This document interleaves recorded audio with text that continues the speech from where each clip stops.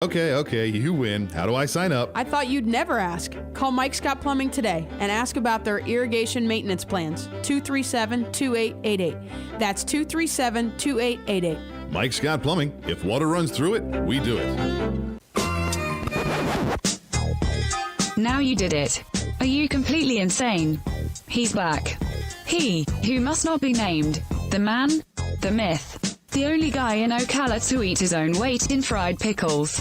Twice. Now, you asked for it. Sorta. Live and in person. It's Tom Schmitz. Welcome back to Ocala Talks. It is 10:35 in the Brick City, beautiful Ocala, Florida. Going to hit a high of 91 today. We're well on our way there. It's that's 73. It's not. We're not that close to it yet. I don't want to say 91 degrees today. It was 93 when I left here yesterday at 4 or 5 o'clock in the afternoon, whatever time I left. You know what aggravates me about this weather? What? I can't play golf. We can't play golf. It's too damn hot to play golf in 90-degree weather. I can't play golf. Don't. Suffer for another 6 to 8 weeks, then you play golf and you'll feel better. Why play golf and hurt yourself and go back and no? No, I'm not going to play golf because it would hurt me. I know that. I can't be. I can no longer have a BLT.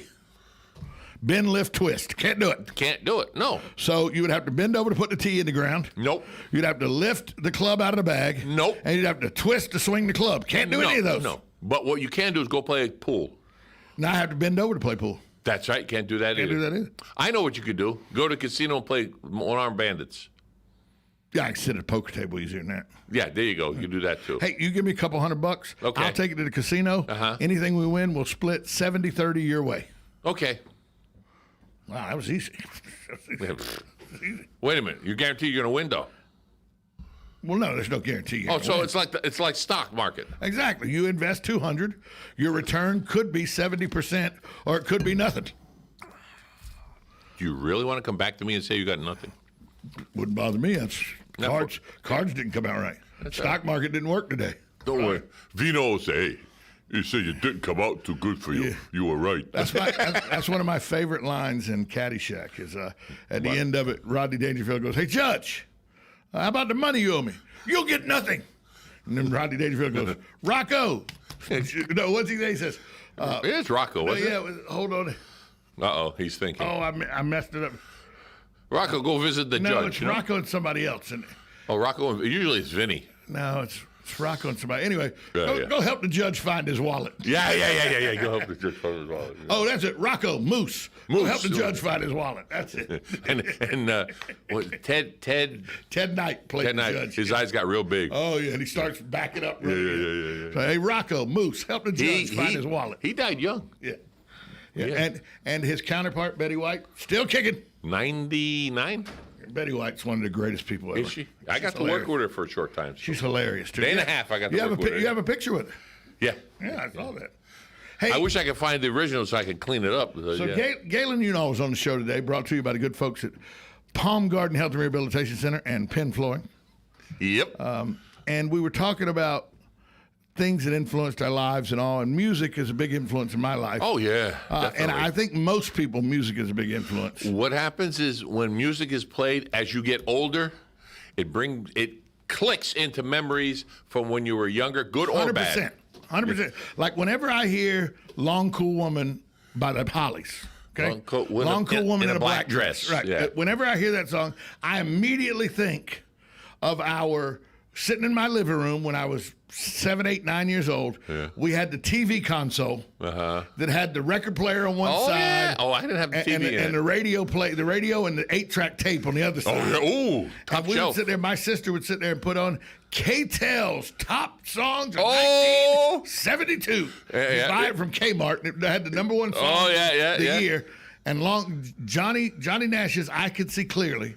Yeah. And the Hollies, Long Cool Woman in a Black Dress. Yeah. It just takes me back to, because that was number 2 and 3 on the record. Yeah. And my sister would sit there and we'd sing, and I was, I'm immediately back at the house on Stanwyck Road. I know nobody knows where Stanwyck Road is, but it's in Jacksonville.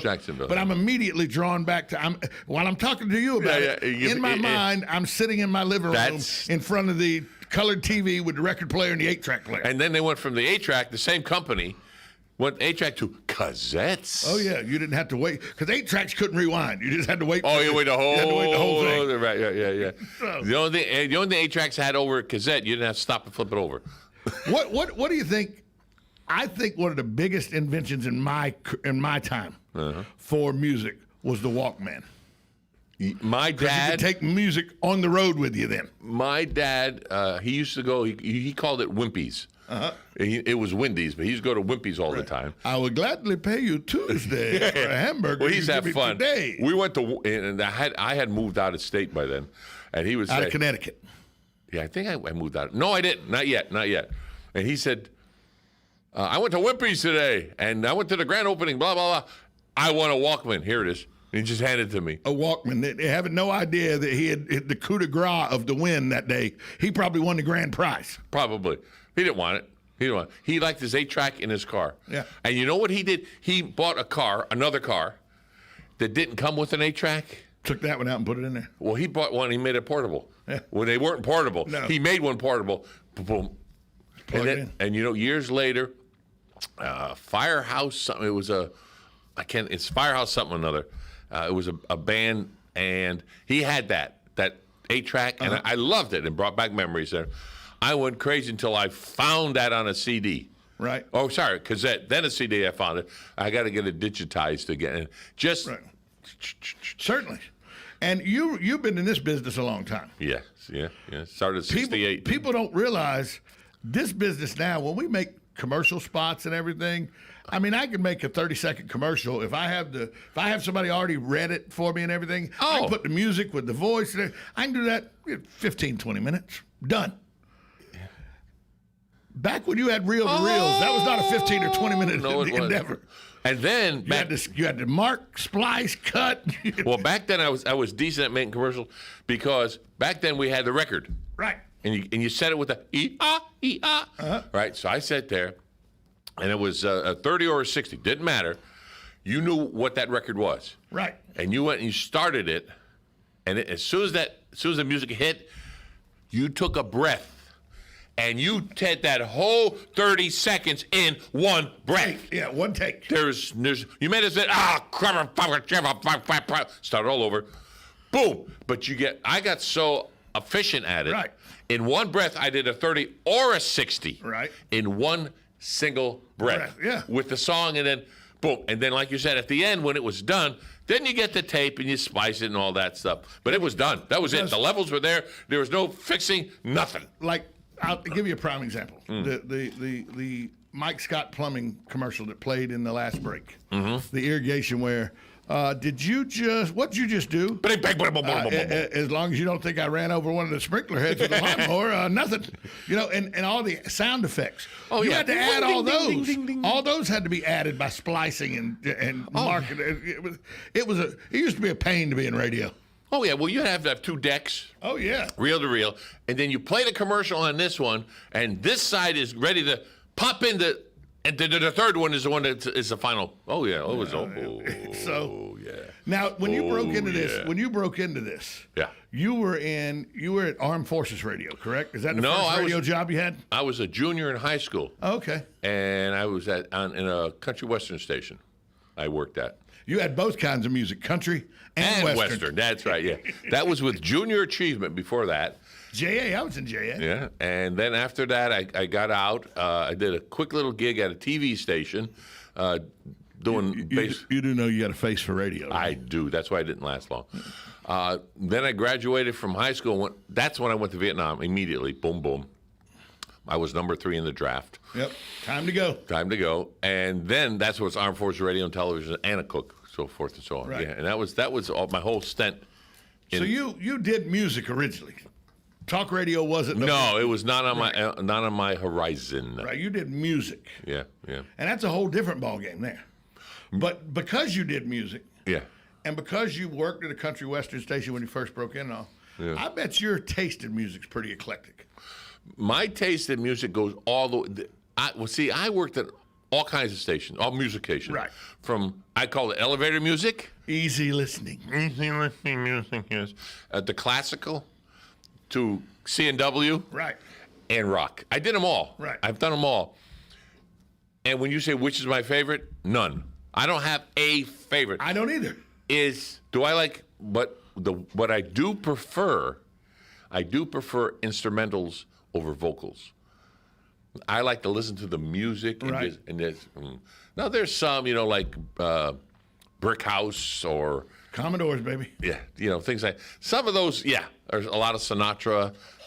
But then it's the only CD I have in my car right now. Because I don't play CDs anymore. Yeah. The only CD collection I have in my car is Sinatra. 4-disc set from Sinatra.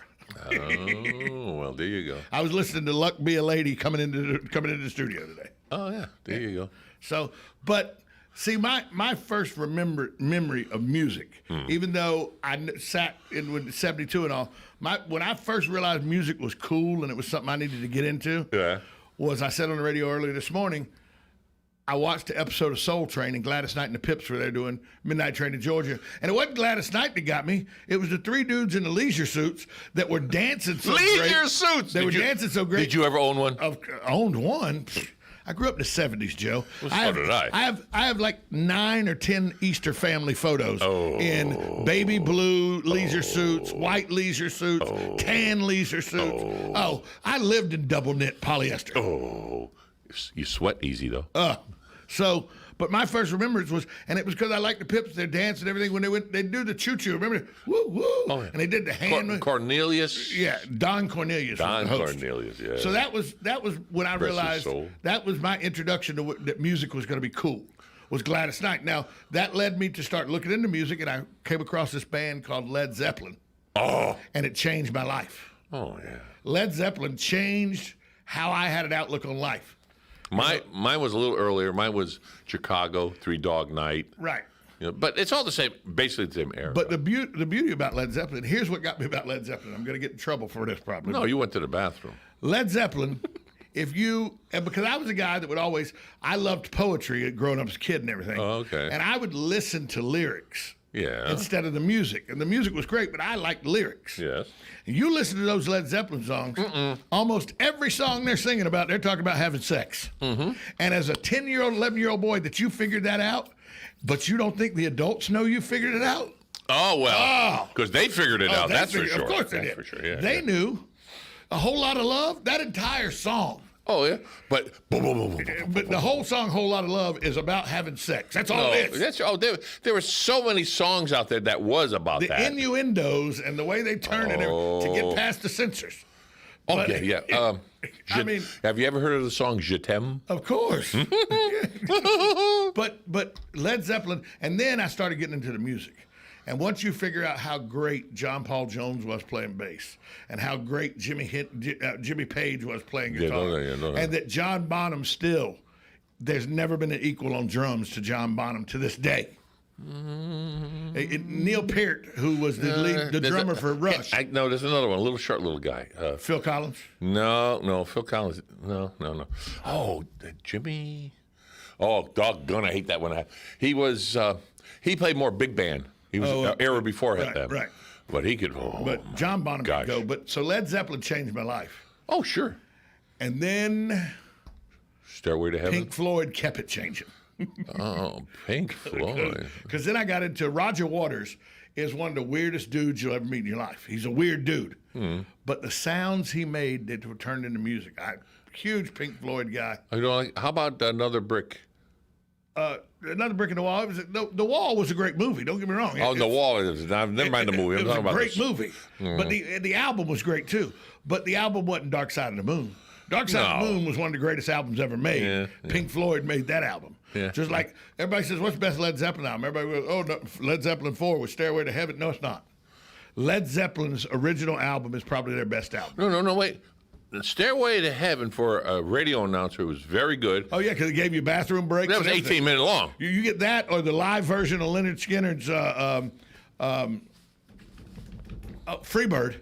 Oh, yeah. 16 and a half minutes long. You can do a lot as a music guy in a studio when you got a 16 and a half minute song playing. Now, you got to remember, though, with that said, remember, these were on records back then. Yeah. So you couldn't put a record back to back. Like right now, on the computer, you can put back to back. You can have a half hour to relieve your inattention. Couldn't do that. No. 18 minutes, though, you should be able to do it in 18 minutes. And we're talking about these long songs and everything. And to think when you watch the movie, the movie Bohemian Rhapsody, which was about Queen, if you've not seen the movie, it is an amazing movie. Yeah. And that they had to fight to get Bohemian Rhapsody made because the record people were like, nobody wants to listen to a 9-minute song. And nobody wants to. And what moon? What side of the moon do they live on? You know. And then what they say? What a scaramouche! What a scaramouche! You can't put the word scaramouche in a song. Well, why? Not only was it a great song when it first came out, then it got revived with Wayne's World. So Yeah. Well, supercalifragilisticexpialidocious. Tell me about that word. You know, you're feeling a little precocious right now. Yeah, a little bit. Yeah. Hi, caller. You're on with Joe and Tom on Ocala Talks. Yeah, some Frank Sinatra stuff. By the time Frank got with Nelson Riddle, he was pretty much together. He didn't do large numbers of takes of anything. He usually had it by the third take. And the arrangements Nelson did for him. The arrangements. I Got You Under My Skin. The greatest song Sinatra ever did. It was the last song on the session, and Nelson had not finished the arrangement. So they went through it once. They went through it a second time. Nelson and Frank went off in the corner and diddled with the arrangement. They did it again. Nelson and Frank went off into the corner and diddled with the 23 takes. Let me tell you something, though. Which is unusual for Frank. It is the greatest. That jazz riff where when he does it live on the reprise, he does it live in Vegas, and he goes, Milt Bernhardt on the trombone. Right. He said, run for cover. Run and hide. Frank tells you to do that. And then they come out with that trombone, and that may be the best jazz riff known to man. I haven't heard that one. I got to hear that one. That's right. It's amazing. It really is. Thanks for the call, Jim. Thanks, Jim. I like. That's my favorite Sinatra song. When you go out and there's music you hear on CDs and the music you hear on your computer and everything. Right. But to listen to a band live and to listen, I like jazz. I'll always like rhythm and blues, jazz. It all blends right there. When I sit there and rhythm, blues, jazz, and I'll call it mountain music. Yeah. Mountain music. When you get those banjos and the fiddles, and they said, we're going to play a song, we don't know what it is yet, because we're just going to jam. Oh, they get, it's like they're talking through blood. If you have blood transfusion, they just, and he just stops for 1/8 of a second. The other guy's in there. The next one, I'm gonna give you a name of a band that you need to listen to. All right, write it down. I'll never remember. You've probably not heard of them before. You may have, because you lived in North Carolina, and they're very popular in North Carolina. But by the way, speaking of jams and everything, in the last couple of years of his life, I lived 4 doors down from Doc Watson on the side of a mountain in North Carolina. Oh. So I got to go sit on Doc Watson's porch and hear him. Did you really? Oh, yeah. And then Doc Watson, a genius. But Bella Fleck and the Flecktones. No, write it down. Bella Fleck and the Flecktones, they are a bluegrass jam band. Okay. And Bela is probably one of the 3 or 4 best banjo pickers on the face of the earth. Steve Martin being one of the other ones. Steve Martin says Bela Fleck's the most talented banjo picker. We have Mark. We have Mark here out of Crystal River. Right, he's good. But he taught Steve Martin. Right. Steve Martin says Bela Fleck is the best banjo picker he's seen since Roy Clark. Oh, Picker's good. And Roy Clark could play. Oh, yeah. You're waiting for the banjo to melt. Well, look, Roy Clark could not only play banjo, he could play guitar and everything. Oh, yeah. But Bela Fleck and the Flecktones, because Bela's very good on the banjo, but he's accompanied and helped out by Victor Wooten. And Victor Wooten is arguably, and musicians will tell you this, the greatest bass player breathing. And where are they out of? Bella and New York. I was out North Carolina, Kentucky, somewhere around there. But they're world renowned. They've been here to the Riley before. Did you ever hear the Spoon Lady out of Asheville? Of course, everybody a Spoon Lady in Asheville. Oh, she's got a rhythm all her own. That's what I love about one of the things I miss in North Carolina there was always some sort of festival every weekend. And it's all free. And it was all free, and it was all bluegrass. Yes. And live. It's live, and you can hear it on a record later, but live is it's something. They would have bluegrass and Zydeco, so you'd have the washboards going. Yeah. You'd actually have some big heavyset guy in overalls blowing in a jug, getting that tune in there. Oh yeah, I just met playing the spoons. I just met the new general manager at Warhorse over here this morning. Right. And he just started playing. He plays. Right. Oh, dang it, I can't remember what the heck he plays. Anyway, Orange Blossom. Yeah, Orange Blossom Opry, out in Wearsdale. He played. He went in there and they hired him on the spot. Yeah. He plays with the house band. Yeah. It's like. Then I met another guy, Mike Smithson. That's it, Mike Smithson. Smith, what? Smithson. That's a hard name to say. I just met him over the last weekend. Mike's a good guitar player. Yes, I got to find out where he's playing and everything. Doug plays guitar with Mike a lot too. Doug. And we got some talent in. And then Steve, he's gonna shoot me. There's talent in Marion County music-wise, but are you able, Joe, to go?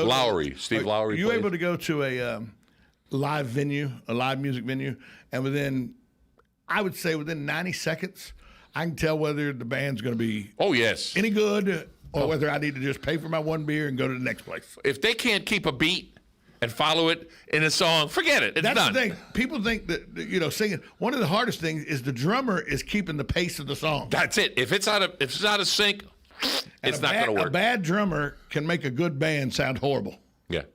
Now, I've sang with live bands here and there, but I went from 2,500 people. I sang Engelbert Humperdinck, After the Loving, to 2,500 people, and the band started, and I came in about a beat and a half too early.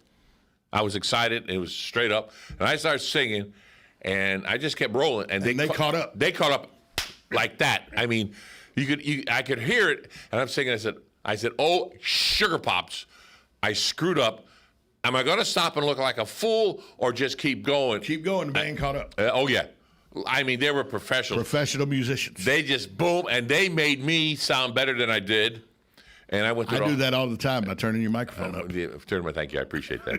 I always surround myself with better people than me. I always say that. And it was, and it's on tape. It's on a VCR tape. That's how long ago it was. But I sang the song, and it was a good song. I like that song. That's a very good song. I didn't know the words, so I had a piece of paper in my hand about 4x6, and I would hold it up in front of me, and then hold up. I said, I apologize. A lot of people do that now with their tablets and phones. They'll pull up the words and have it right there in front of them. They don't memorize the words anymore. No. They don't have to. I don't.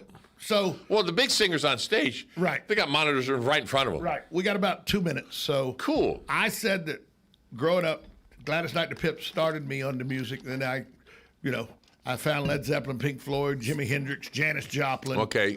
Then I went to Van Halen as I got older. Oh. As I got 15, 16, we had Van Halen, and then I got bit by the Ozzy bug, the Black Sabbath and Ozzy Osbourne bug. I got bit by that. But then I went to college in the late 80s, early 90s, in grunge music. Pearl Jam. Sugar Pops. So, but I like NWA. I grew up in the 80s during Run DMC and the Beastie Boys. So I like all that. I like rap music too. But I don't like one genre of music more than another. But I will tell you that I'm influenced by three different people more than anybody else. Led Zeppelin, Elvis Presley, and Frank Sinatra. Those are good. I grew up. My dad liked like a big band music and all that. Of course, every Sunday night was Lawrence Welk, whether I wanted to or not. Oh, whether you wanted to or not. Thank you, boys. Yeah, but I went over to my uncle's house and he had these LPs, long playing records, of Bert Kempfert. No idea. Yeah, look it up. I mean, no